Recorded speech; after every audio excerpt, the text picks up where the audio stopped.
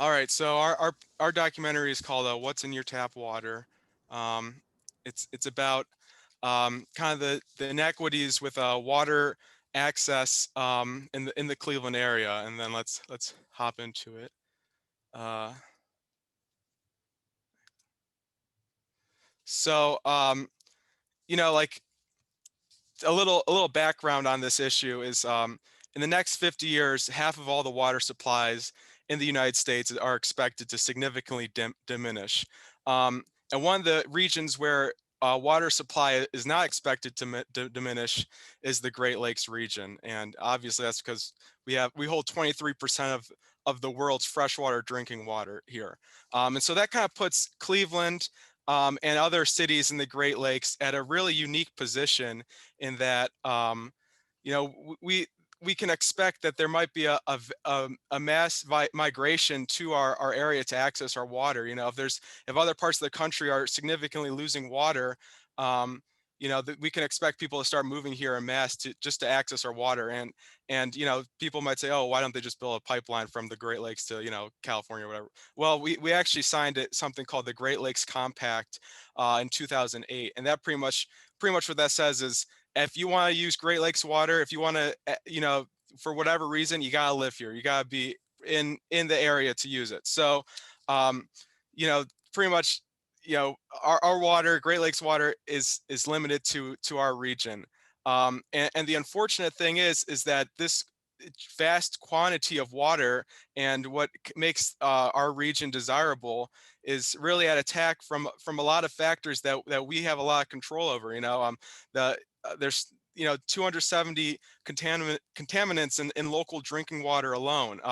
There's algal blooms in Lake Erie almost every single year. These are issues that kind of plague the Great Lakes, and Cleveland more so. And going off of that, um, there's a lot of disparities with just in one water system. So like Cleveland water, it provides water to Cleveland, but also a ton of the surrounding suburbs as well. And depending on where you live, you can have really variable access to good water. Like I live in Brecksville, which is a suburb, and we use Cleveland water. Our tap water is completely fine to drink. We can drink it right from the tap, no issues. My aunt, she lives on the west side of Cleveland in Edgewater Park. There's she doesn't even drink the tap water. She buys a jug of water every week or so, because it's not safe. The pipes in that area are not as clean as and safe as the pipes in the suburbs and things like that. So our documentary kind of explores three people who all use Cleveland water and all have vastly different experiences with Cleveland water. Um, so yeah, so that's our idea. It's contrasting this kind of these inequities in water. Like on the east side, that's typically the water there. It varies a lot, and it's not all. It's generally the worst quality. On the west side, slightly better quality, but still not the best. And the suburbs typically have the best quality water. And you can look at this from a socioeconomic thing. The east side's typically lowest on the socioeconomic sphere. The west side's maybe a little bit higher, and then the suburbs generally have, the highest at the socioeconomic level.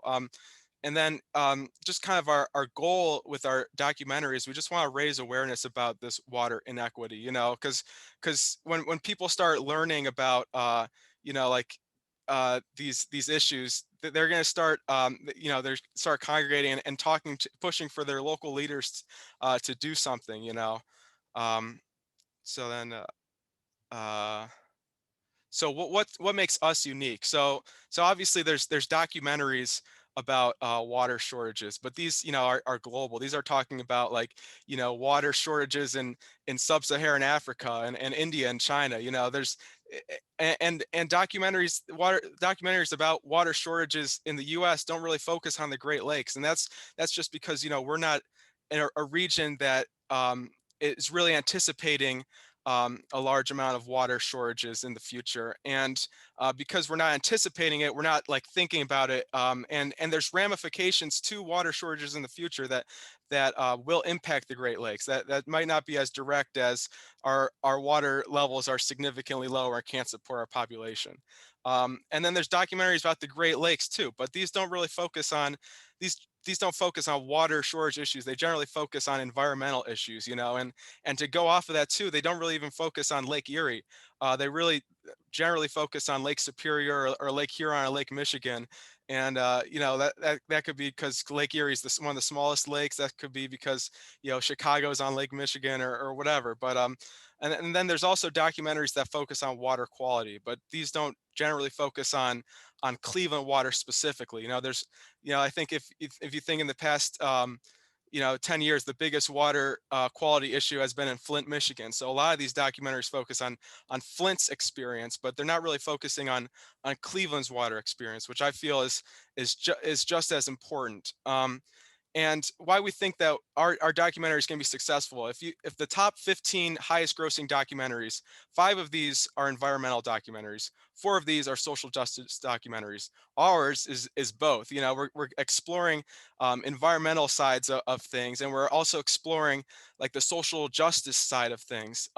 So I think there's just really a mass interest in our documentary. There's going to be a mass interest because people care about social issues and people care about the environmental issues, and ours is both. uh oop. And then just like some like more business things. We anticipate about 2 weeks of pre-production, 2 weeks of filming, and then 2 weeks of editing. We'd like to film this with a greater focus on the summertime, just because I think there's greater algal blooms then, and there's greater high water usage then. We're just looking for about that $1,000 just for gear rental and securing locations and music and other miscellaneous costs like that. Um, our target audience, really, we want everyone because the environmental issues. Um, Politicians have called it climate change the greatest threat, like the greatest issue of our generation. And so everyone should start thinking about environmental issues and start thinking about water issues. But if we want to narrow it down a little bit more, I think our target audience is Clevelanders, because residents, everyone that lives here has a water experience. If you've ever turned on the tap here in Cleveland or with Cleveland Water, you have a water experience, good or bad. So when you have a water experience like that, you're more likely to be interested in the subject. You're more likely to have firsthand experiences.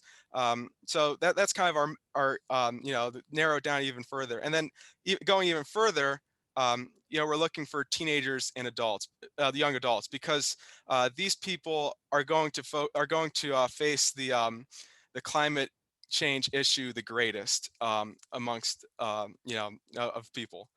um, we're looking for angel investors. We're looking for capital.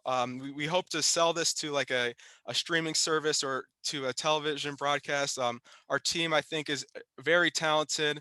We've got 2 film students. We got Ben Segall. He's a second year film student studying writing and producing. He's very passionate about the environment. You got myself. I'm studying writing and directing. I also study art history, and I'm just a big fan of Lake Erie. So like we've got 2 folks on the team that are just we both really care about the environment. And we really want to, see change. And then we got Tim Nagy. He's a business student at Cleveland State. He's working at client relationship and business development manager. And actually, he took a seminar program about water with the, Cleveland Water Alliance. So, our team has, we've got creatives, we've got people that know kind of the film side of things. Then we also got, people that know the business side of things, so we can really stay on track and kind of know how to spend our money and things like that. Um, yeah, we just want to thank, we want to thank Lynn. We want to thank the Weston Ideation Lab and the film school for making this all possible. I'm gonna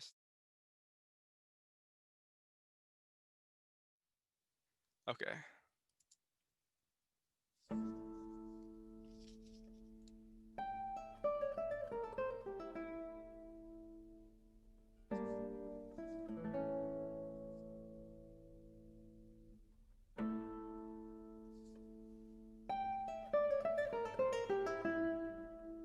According to the National Geographic, half of all freshwater basins in the United States will be unable to meet the consumer demand for water within the next 50 years due to climate change and growing populations.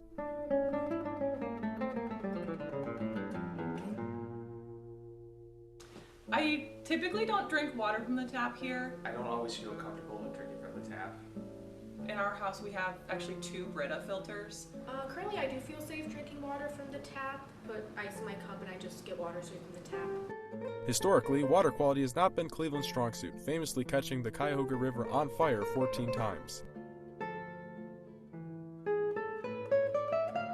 Boil alerts happen, I would say, once in a while, like every couple weeks or something. Last month, one of the water mains broke and we had to boil our water before we used it. No, I've never been on a boil alert before.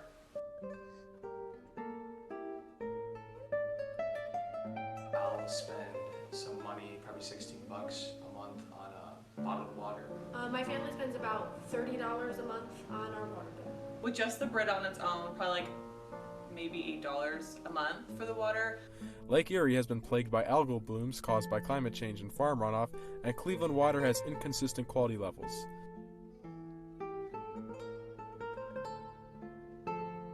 The water quality is not very good. To not really trust the water from the water fountains. In this area, I would consider the water quality pretty poor. But at homes and stuff, I would say that it's pretty safe. And I think if you can't even swim in the water at certain times, and there's certain advisories like that, it's probably pretty negative for the water quality. This is probably because of the industrial or city runoff.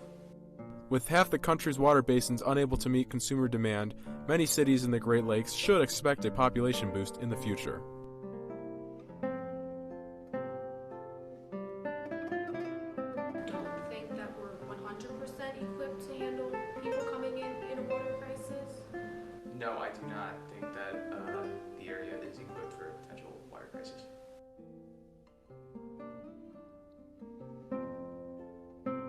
So if people moved here to have access to our water, which could be beneficial for the economy in a way, I suppose, but I don't think any place is necessarily ready for a large change in population capacity. I think for the future it would be nice to have designated areas for people to go if they don't have access to clean water, that they can then get clean water.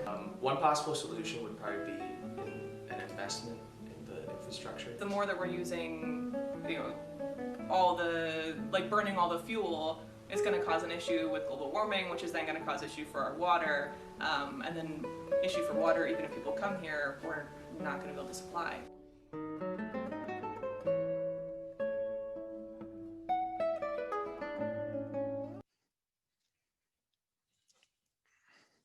Thank you. Thank you.